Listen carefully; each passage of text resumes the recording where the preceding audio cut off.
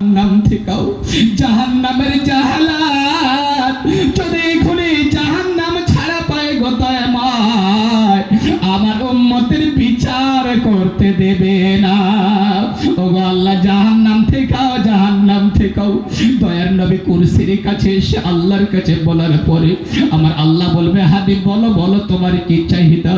সঙ্গে সঙ্গে দয়ার নবী আমার সিজদায় পড়ে আল্লাহ তাআলার কাছে কাঁদবেন, নবীজি আমায় সিজদা হতে মাথা রাখিবেন, নবীজি আমায় সিজদা হতে মাথা রাখিবেন, ইয়া উম্মত উম্মতি বলে আঝার কাঁদিবেন, ইয়া উম্মত উম্মতি বলে কাঁদবেন, এত কান্না চোখের পানিতে ভেসে যাবে মোর নবীর সিনা, চোখের পানিতে ভেসে যাবে মোর নবীর সিনা।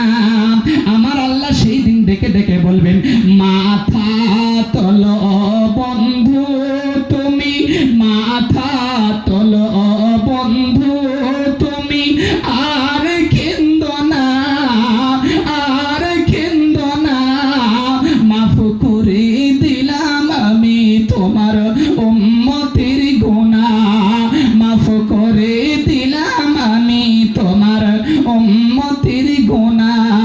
সেই দিন দয়ার নবী মাহের নবী আল্লাহর আরশের কুরসি নিয়ে মাথাটা নিচে করে আল্লাহ তাআলার কাছে বলবেন আর বলবেন, আল্লাহ তুমি আমার উম্মতকে বাঁচাও, আমার উম্মতকে বাঁচাও। সেই দিন একমাত্র নায়ক যিনি হবেন তিনি হলেন দয়ার নবী মায়ের নবী রহমতে আলম দয়ার সাগর দয়ার কান্ডারি। সেই উম্মতে নবী আমরা এক নম্বর উম্মত হতে পারলাম না। তাহলে সেই দিন যে নায়ক আমাদের হয়ে আল্লাহ তাআলার কাছে মাথাটা ঠুকবেন সেই নায়ককে আমরা চিনতে পারলাম না, শুধু নায়িকার পিছনে আমরা পড়েছি। জীবনে পেশাব করে পানি নেয় না, গায়ে থেকে পাঠার মতো দুর্গন্ধ বের হয়, সেই নায়িকা দেখার জন্য কত জায়গায় কত টাকা খরচ করি। নিজেকে বুকে হাত চাপড়ে বলি, বল নায়িকা আনবি ক টাকা লাগবে বল, ক টাকা দিতে হবে বল, কবে আনবি, কোথায় যেতে হবে বল, গাড়ি তেল মেরে দিতে হবে কি বল, আমাকে নিয়ে যাস। নিজেকে বুকে হাত চাপড়ায় আর নিজেকে গর্ববোধ মনে করে। কি আশ্চর্য! অথচ যে নায়ক যে আমাদের সেই দিন চিনে নেবেন, যিনি আমাদের রাহবার হবেন, যিনি আমাদের ড্রাইভার হবেন, সেই নবীকে কিন্তু আমরা চিনতে পারলাম না। সেই দিনে প্রশ্ন হবে, কথা বলছিলাম চারটে, আমি আপনাদের মেন ঘাটে পৌঁছে গিয়েছি, কথাগুলো শুনুন। মা তাজালু কদমা আবদিন ইয়াউমাল কিয়ামা হাত্তা ইউসালু আন আরবা। চারটে প্রশ্ন হবে, আন উমরিহি ফি মান আফনা। তোমার যে সময়টা দেওয়া হয়েছিল এই সময়টা কোথায় ব্যয় করেছো তুমি বলো, কোথায় সময় ব্যয় করেছো বলো। এবারে আপনাদের প্রশ্ন করি, কার কত সময় কোথায় ব্যয় হয়েছে যদি খাতা নিয়ে লিখতে বলি, যদি বলা যায় তুমি মসজিদে কতক্ষণ সময় নষ্ট করেছো, বলছে হুজুর আমি মসজিদের সময় সারা বছরে ঘন্টা দেড়েক হবে, ঈদের দিন 10 মিনিট, জুমার দিন 7 মিনিট, আর ওই জামাত এসে যদি ধরে নিয়ে যায় ওখানে মিনিট কয়েক দিয়ে আমি মসজিদের, বাকি কোথায়? বলে গাঁজার কলকে টানতে গিয়ে 1.5 ঘন্টা, বন্ধুদের সঙ্গে মোনাজাত করতে গিয়ে 3 ঘন্টা। মোনাজাত বোঝেন আপনারা? মোনাজাত এখন দেখুন মনে হচ্ছে, অনেক জায়গায় হচ্ছে, এখন মোনাজাত চলছে, 4 জন মোনাজাত করছে, আরো 10 জন আমিন আমিন বলছে। মোনাজাত ভাষাটা হয়তো আপনারা বুঝতে পারেননি। মোনাজাত মানে হলো তাস, মোনাজাত মানে হলো তাস খেলা। এইরকম ভাবে তাস খেলে না, তা মোনাজাত করে কিরকম ভাবে? এইরকম মোনাজাত করে, তোরা এইরকম ভাবে মোনাজাত করছে, আর সাইড থেকে কিছু বলছে এটা মার, এটা মার, এটা মার, মানে ওর হেল্প করছে, ওকে ওকে হেল্প করছে। এখানে কত সময় দিয়েছি বলে কেন? আমি বসেছি ইশারের সময় বসেছি, আর ফজরের সময় যখন মুয়াজ্জিন আযান দিয়েছে আমি অসুবিধে কি আছে। আমার মেজর শালা মাঝে মধ্যে তাস খেলে, আমি ওখানে গিয়েছি, আর আমার মেজর শালাজি বলছে, ও ভাই তোমার শালা তাসেতে আস না, ভাত কখন খাবে, ভাতটা নষ্ট হয়ে যায়। আর দাও, ডাকতে হবে না, কেন্দ্রি করে ভাত দাও আমি নিয়ে যাবো। মিথ্যা কথা বলি না, আমি কেন্দ্রি করে ভাত দাও আমি নিয়ে যাবো। একটা মানুষ সবাইকে তাসে বসেছে আর তুলে এনে ভাত খাবে, মাথা খারাপ, ওর মশাটা এখন স্পেশালে জড়িয়ে আস, ওর মাথা খারাপ। এখন তাস খেলতে খেলতে কত জায়গায় এত হাজ্জে বিক্রি হয়ে যায়, হয় না? হয় না? খাসি ছাগল বিক্রি হয়ে যায়, বউয়ের গয়না গিন্নির গয়না কোথায় আছে তাও পর্যন্ত বিক্রি হয়ে যায়। পরিশেষে কি হয়? লুঙ্গিটা খুলে দিয়ে গামছা পরে ঘরে আসতে হয়। জুয়া এইরকম হয় না? হয় না? জুয়া এইরকম হয়, এমন সাংঘাতিক জুয়া, রাতকে রাত জুয়া খেলছে। আমি এটা জুয়া বলি না, আমি বলাই এটা ছিনতাইবাজ। এরা হলো ছিনতাইবাজেরা। আগে রাস্তাঘাটে ছিনতাই হতো, বুকে মেশিন ঠেকাতো, অস্ত্র নিয়ে ছিনতাই হতো। এখন সামনাসামনি ছিনতাই, ওর পকেটের টাকা এর পকেটের টাকা। ইস, লজ্জা লাগে না? হায় রে ছিনতাই খোর, হায় রে গাঁজা খোর, লজ্জা লাগে না? তোর বাচ্চার মুখের খাবারের পয়সা দিয়ে কষ্ট করে তুই কামালি, ছিনতাই খোরের হাতে তুই টাকাটা ব্যয় করলি। তোর বিবি পরের দিন যদি বলে 50 ডাল এনে দাও, বিবির ওপরে তুই চোখ পার করো, লজ্জা লাগে না? ছিনতাই বাজরা রাতে রাতে জুয়া খেলছে। আপনারা কি বলেন? শেয়ার বাজারে চলে গাঁজা, সেই গাঁজা মুসলমানের ছেলেরা মত্ত আছে। টাকা কোথায় ব্যয় করে মুসলমান আমরা জানি না? আমরা সব জানি। রাত 2টো 1টা পর্যন্ত আমরা প্রায় সময় ঘুরে ঘুরে জলসা যত জায়গায় যাই দেখি, রাত 2টো 3টে পর্যন্ত রাস্তায় সারি সারি গাঁজাখোর চলছে, সারি সারি তাস চলছে। আমি গতকাল শুনলাম এই সাইডে এক জায়গায় 3 লক্ষ টাকা কাটিং হয়ে সেই টাকাটা বন্টন হয়েছে। এখানে মুসলমানিত্ব শেষ করে দিল। হারামের টাকা, কার টাকা তুমি কোথায় ব্যয় করলে? ওই দিন প্রশ্ন হবে, পাই টু পাই প্রশ্ন হবে। শোনাচ্ছি আপনাদের, শুনুন।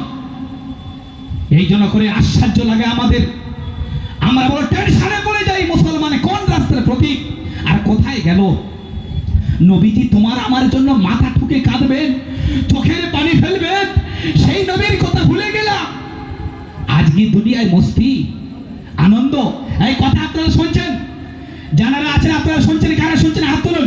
নারে তাকবীর, নারে তাকবীর। আরে গাঁজাখোর নিপাত যা, এই সকলে বললে তার মানে আছে এর ভিতরে, এর ভিতরে মানে আছে, বললে গন্ডগোল হয়ে যাবে। তো আমি বলছি নিপাত যাওয়ার দরকার নেই, তোমরা সেরে যাও, গাঁজাখোর সেরে যাও।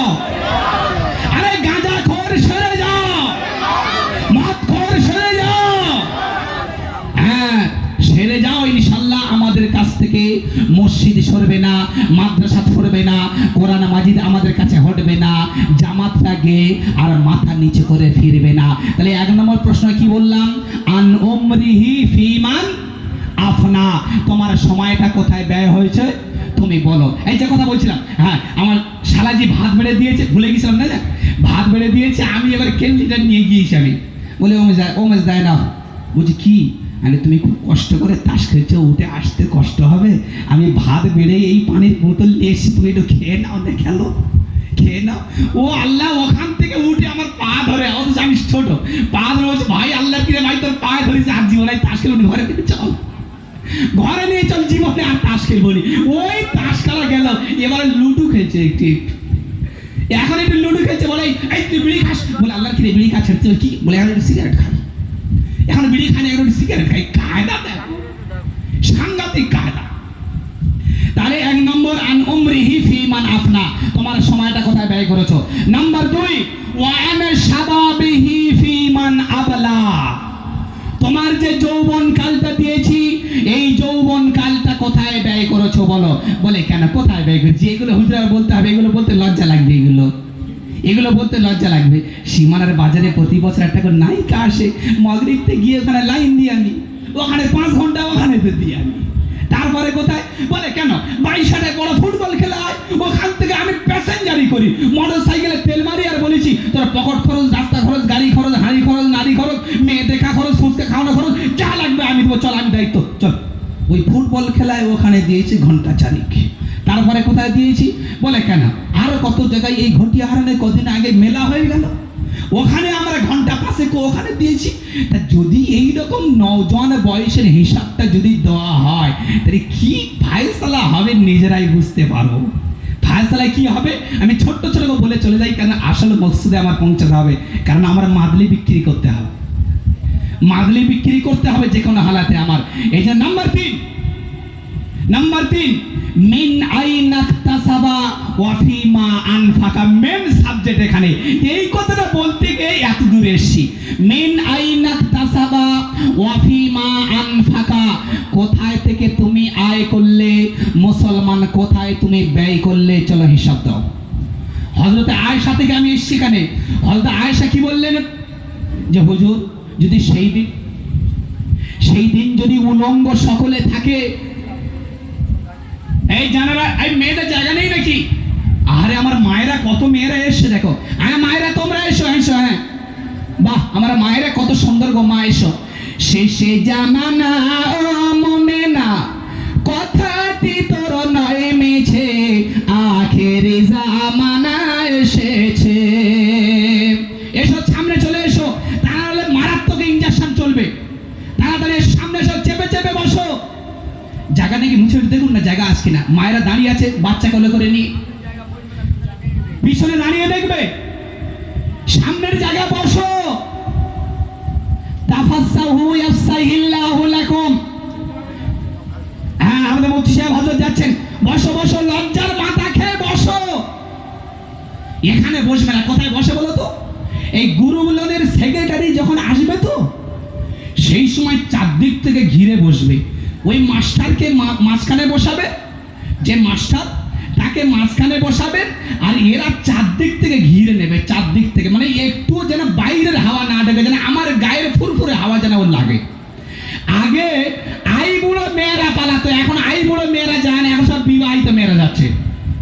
আগে আই বুড়ো মেয়েরা বেশি যেত, এখন আই বুড়ো মেয়েরা বেশি যায় না, এখন সব বিবাহিতা, এরাই পালাচ্ছে। ব্যাপারটা কি, কারণটা কি?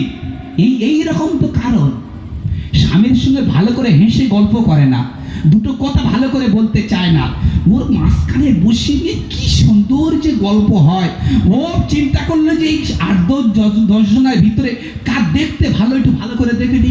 ঘুরে ঘুরে দেখছে, এই দেখতে ভালো, এর কি সুন্দর সাদা মতো চামড়া, রূপটা হেভি, তাহলে আমার সেক্রেটারি করতে হবে।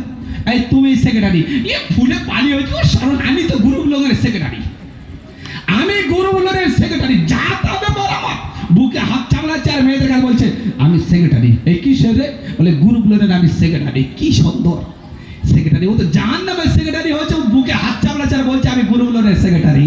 আচ্ছা ও যে সেক্রেটারি হবে, এই সেক্রেটারি সই মাঝে মধ্যে লাগে না পঞ্চায়েতে, আপনার বিডিও, আপনার এসডিও, অনেক জায়গায় লাগে না সেক্রেটারি যারা হয়। এইবার তো ডাকবে ফোন করে, হ্যালো কোথায় গো, এসো একটা সই করতে হবে। ওই 2-4 বার সই করতে করতে ও পার্টি গোল হয়ে যাবে, তোমার আর থাকবে না। এই সেক্রেটারি করতে যেও না, আর ও লাইনে বউদেরকে ভর্তি করতে যেও না, বিপদের লাইন থাকবে না। যাক আমার কথা অনেকটা আগিয়ে যাচ্ছে আসল জায়গায়, কারণ বড় বড় শিল্পী এসে আবার ওদিকে আবার ব্যাপার আছে। তাহলে মিন আইনা ইকতাসাবা ওয়া ফিমা আনফাকা, কোথায় আয় করলে আর কোথায় ব্যয় করলে, এর হিসাব আমাদের সেই দিন দিতে হবে। তাহলে আজকের যদি আল্লাহর ঘরে ব্যয় করি, আল্লাহর ঘরের জন্য যদি ব্যয় করি, তাহলে সেই দিনে বুক ফুলিয়ে বলতে পারবো না আল্লাহ তোমার ঘরে আমি 10 বস্তা সিমেন্ট দিয়েছিলাম, আল্লাহ তোমার ঘরের ছাদের জন্য আমি 50 ফুট বাড়ি দিয়েছি। এই বুক ফুলে বলা যাবে কি যাবে না? বলা যাবে কি যাবে না? আরে যাবে, বলা যাবে। সেই দিনে বুক ফুলিয়ে বলতে পারবো আল্লাহ তোমার ঘরের জন্য মসজিদের ছাদ তৈরি হয়েছে, আল্লাহ আমি 50 ফুট বাড়ি দিয়েছি। আর যদি না দাও আল্লাহ যা দিয়েছে কোনদিন নিয়ে নিতে পারে, দিয়ে ধন বুঝে মন কেড়ে নিতে কতক্ষণ, আল্লাহ একটা ফোঁড়া দিয়ে নিয়ে নিতে পারে। আপনাদের জানা আছে গত বছর ওখানে জলসা করেছিলাম, আইয়ুব নবীর ঘটনা শুনিয়েছিলাম, আমার মনে আছে এখনো, কত মারাত্মক পরীক্ষা আল্লাহ করেছিল। এই জন্য দিয়ে ধন, আল্লাহ তাআলা ধন দেয়, পরীক্ষা করেন, এই পরীক্ষায় পাশ হতে হবে। বনে ইসরায়েলের 3 জনের এইরকম পরীক্ষা হয়েছিল।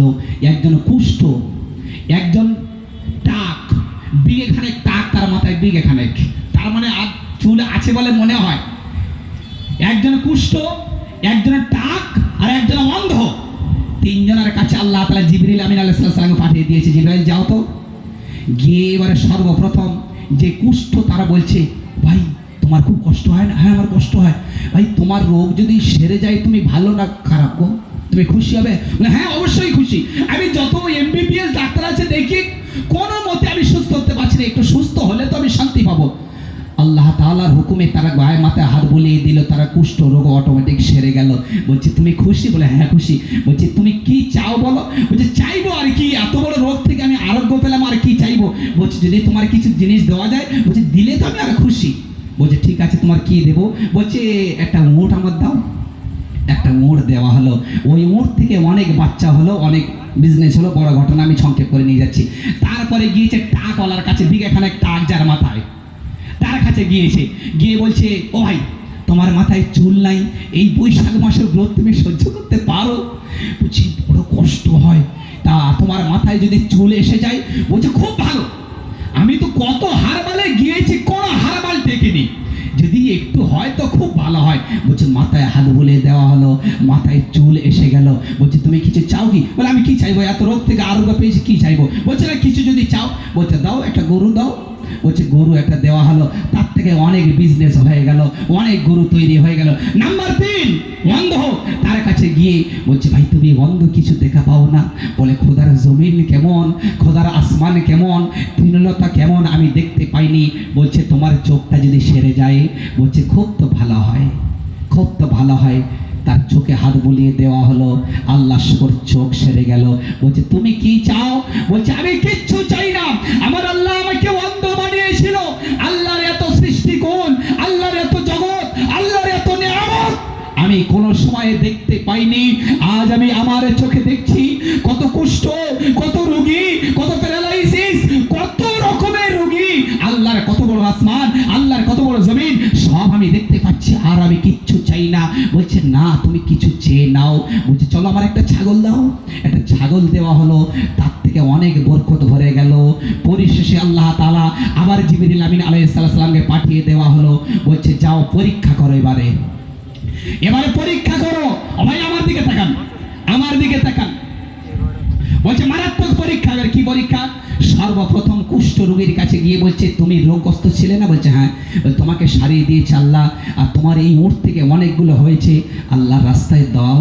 বলছে মাথা খারাপ, কি কষ্ট করে আমি খেটে খেটে এই উটের চারা দিতে হয়েছে, এই খাদ্য খাবার দিতে হয়েছে, আর তুমি এসে উট চাচ্ছ, মাথা খারাপ? না হবে না। আল্লাহ তোমার উটকে শেষ করে দিক, সঙ্গে সঙ্গে সব উট শেষ। আল্লাহ তোমার রোগ যেমন ছিল তেমন দিয়ে দিক। সেই গায়ের কুষ্ঠ চলে এলো। যে মাথার দিকে এখানে টাক যার ছিল, তার কাছে গিয়ে বলছে তোর কন্ডিশন তো এইরকম ছিল? বলছে হ্যাঁ। বলছে আল্লাহ তাআলা তোর সুস্থ করে দিয়েছে, আল্লাহর রাস্তায় তুই দে কিছু। বলছে না আমি দেবো না, এগুলো সব আমার কষ্টের প্রতিফল। বলছে আল্লাহ তোর মাল নিয়ে নি, আর যেমন ছিল তেমন করে দিক। সব শেষ হয়ে গেল। পরিশেষে ছাগলওয়ালার কাছে, এই জন্য আল্লাহ রাসূল বললেন আল গানামু বারাকাতুন, ছাগলে বরকত, ছাগলে বরকত। হ্যাঁ, ছাগলওয়ালার কাছে যাওয়ার পরে বলছে আল্লাহ রাহে দাও। বলছে কটা নেবে নাও, কটা নেবে নাও। আমার আল্লাহ তাআলা আমার অন্ধ চোখকে আল্লাহ তাআলা আমার ফিরিয়ে দিয়েছে, এই ছাগল আমার নয়, আমার আল্লাহ দিয়েছে। চলো তোমার কটা নেবে নাও। লা ইন শাকারতুম লা আযীদান্নাকুম ওয়া লা ইন কাফারতুম ইন্না আযাবি লাশাদীদ। আমার নিয়ামত তোদের কাছে রাখবো, আমার নিয়ামতের যদি শুকরিয়া আদায় করিস বান্দার নিয়ামত বাড়িয়ে দেব, আর আমার নিয়ামত যদি না শুকরি করিস আমি আল্লাহ নিয়ামতকে ছিনিয়ে নিয়ে বরঞ্চ নিয়ামত কেড়ে নিয়ে তোর অপমানের মালা তোর গলায় পরিয়ে দেব। দিতে পারে কি পারে না? পারে কি পারে না? সেই জন্য আপনারা কারা আছেন আল্লাহর ঘরগুলো বাঁচবে, কারা আছেন হাত তুলে বলুন যে আল্লাহর ঘরগুলো টিকে থাক। কারা আছেন হাত তুলে বলুন নারে তাকবীর, নারে তাকবীর। हम दे देंगे जान तब नहीं छोड़ेंगे ईमान। আমরা জান দিয়ে দেব, আমরা ঈমান ছাড়বো না। সেই জন্য করে আল্লাহর ঘরগুলো আমাদের বাঁচাতে হবে। আল্লাহর ঘরে যা টাকা যা আছে এই টাকার প্রতি আমাদের লাভবাইক দিতে হবে। খোদার কসম করে বলছি, একজন মহিলা মসজিদের একটা কুটি শুধু পরিষ্কার করে দেওয়ার কারণে আল্লাহ তাআলা তার জান্নাত দিয়েছে। ও মুসলমান, কুটি পরিষ্কার কেন?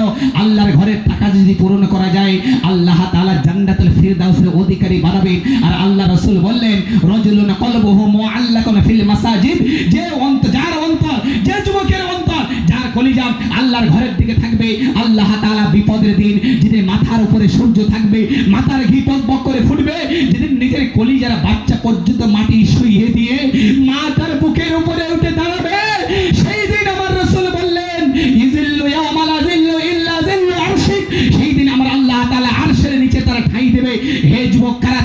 আছো, এই এরিয়ার মানুষরা কারা তৈরি আছো, খোদার কসম করে দিয়ে বলছি মাল নিয়ে আসিনি, মাল নিয়ে কেউ যাব না, এই মাল কবরে আমাদের কারোর দেবে না। যেমন তেমন হোক না কেন, কর্মগুণে সাজা, রাজা হও প্রজা হও, হও না তুমি ধনী, যেমন তেমন হও না কেন কর্মগুণে সাজা। সেই জন্য করে আমি আপনি যেই হোক না কেন, যেটা করে যাব আসল আখিরাতের ফসল সেই রকম পাবো। সেই জন্য কারা তৈরি আছেন আল্লাহর ঘরের ছাদের জন্য? 1 ফুট করে স্টনচিপ ছাদ তৈরি হবে। আমি গত কয়েকদিন আগে কালেকশন করেছি, আপনারা জানেন এই হাল্লার পাড়ায় গরিব এরিয়ায় এত এত এত টাকা দাম এসছে কল্পনা করতে পারেনি। তার দুদিন আগে আপনাদের গাজীপাড়ায়, রাধাবল্লভপুর গাজীপাড়ায় এত টাকা কালেকশন কল্পনার বাইরে। আল্লাহ শুকর, যেখানে গিয়েছি মানুষের কাছে হাত পেতেছি, আমি কোনো সময় নিরাশ হইনি, যেহেতু আল্লাহর ঘরের ভালোবাসার জন্য আপনাদের কাছে হাত পাচ্ছি। আর বলছি এমন টাকা বেশি নয়, সামান্য 1 ফুট স্টোনচিপ 10,000 টাকা দাম। আল্লাহর ঘরের ছাদ তৈরি হবে, আজ আল্লাহর ঘরের ছাদ তৈরি হবে। সেই দিনে এই বিভীষিকা ময়দানে, সেই দিনে কোনো ছাদ থাকবে না, সেই দিনে কোনো ছাদ থাকবে না। যদি কোনো ছাদ থাকে আল্লাহর আরশের ছাদ থাকবে। 100 ফুট কোন আল্লাহর বান্দা আছেন?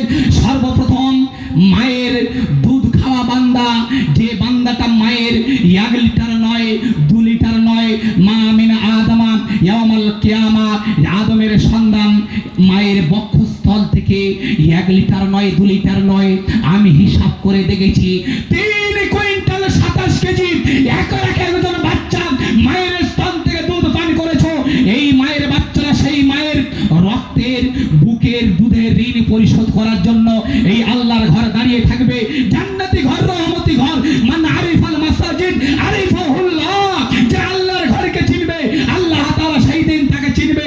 আল্লাহ নিজে দস্তরখানা বিছাবে, আর দস্তরখানা বিছিয়ে নিজে খানা তৈরি করে নিয়ে দয়ার নবী বললেন তার মুখে ধরবে। কোন আল্লাহর বান্দা আছেন? কে ভাগ্যবান আছেন? সর্বপ্রথম 1 ফুট পাথর। নারে তাকবীর, আরে তাকবীরটা দেন, নারে তাকবীর। আপনাদের আমি শোনাইনি আজকের ভারতের ইতিহাস, কারণ বেশি সময় নেই, মাত্র 2 ঘন্টার সময়, আমি বেশি বলতে পারিনি। খোদার কসম করে বলছি, বাবরি মসজিদ শহীদ করে দিয়ে, বাবরি মসজিদ শহীদ যেদিন হয়েছিল সেই সময়ে উত্তরপ্রদেশের মুখ্যমন্ত্রী যে ছিল তার নাম হলো মনোহর যোশী। সেই মনোহর যোশীর কাঁধে উঠে আনন্দ উচ্ছ্বাস করেছিল যার নাম হলো উমা ভারতী, যার নাম হলো উমা ভারতী, লাল কৃষ্ণ আদবানি, সাধ্বী তিরস্তারা, আর আপনার কি বলে মহন্ত নিত্য গোপাল, এরাই মসজিদ ভেঙে রথযাত্রা করেছিল, মসজিদ ভেঙে নিজেকে গর্ববোধ মনে করেছিল। আজকের মুসলমান আজ এখানে লাভবাই দিতে হবে। আমরা মসজিদ ভেঙে নয়, আমরা মসজিদ গড়ে আল্লাহর কাছে আমরা বলতে চাই, আমরা মসজিদের বিপক্ষে নয়, আমরা মসজিদের পক্ষে। নারে তাকবীর, নারে তাকবীর। একটু হাত তুলবো আমার ভাই, আমার উনিও 1 ফুট। আল্লাহু আকবার, আল্লাহু আকবার। বলতে দেরি এইরকম আমি কালেকশন রোজার একদিন আগে 22টায়, সেই দিন আবার জলসা ছিল আপনার গিলের সাথে, তার ওখানে গিয়েছি। তো আমি বলতে দেরি 2-3 জন হাতের হুজুর আমার টাকে, হুজুর আমার টাকে। আমি চেয়েছিলাম 10,000, ওরা বলছে হুজুর 10,000 করে চাও, প্রতি বছর 10,000 বললে কেউ দিতে চায় না। আমি বলছি এরকম করো কেন তোমরা, 10,000 বলতে দিতে চাও না মানে? আরে পাগল, ছোট জঙ্গল হতে পারে, বাঘ বড় আছে, জঙ্গল ছোট হতে পারে, বাঘ আছে, তোমরা এইরকম নিরাশ হও না কেন? আমার আল্লাহ বলেন, আমার আল্লাহ তো বলেছেন লা তাকনাতু মির রাহমাতিল্লাহ, আল্লাহ রহমতে নিরাশ হও না। আমি বলেছি 15, একজন বয়স্ক বাবজি বলেছে হুজুর 15 নয়, আমি 20,000 টাকা দেবো। জোরে বলুন সুবহানাল্লাহ। নারে তাকবীর। নামেতে সাইফুল ভাই আছে পিছনেতে বসে, আল্লাহ ওনার সম্পদ জানা যেন খসে, 1 ফুট পাথর দেবে তোমার ঘরে, আর বরকত দিয়ে ভরিয়ে দাও তোমার বান্দার ঘরে। খামারে ব্যবসা বাণিজ্যে যেখানেতে যাবে, আর তোমার